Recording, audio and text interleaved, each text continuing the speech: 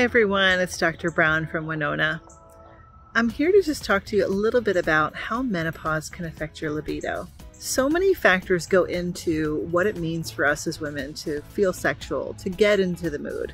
And I'll tell most of my patients that our largest sex organ and one of the most important is our brain. So if we're not feeling sexy, if we're not feeling ourselves, which often many of the symptoms of menopause do to us, with the hot flashes and the night sweats and the insomnia, we're not well rested, we're less resilient, and really also we just don't feel like ourselves. Plus with all the changes in our metabolism and weight gain that can sometimes occur, we don't feel like our best self. And so that can really equate to a decrease in our libido. Not to mention the fact that also the hormone changes that happen during perimenopause and menopause also are a setup for that as well.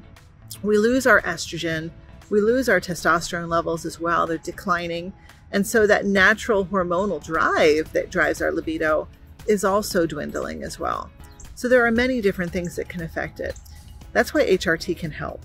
So it's something to consider and something that is a very necessary part of life that we should not ignore.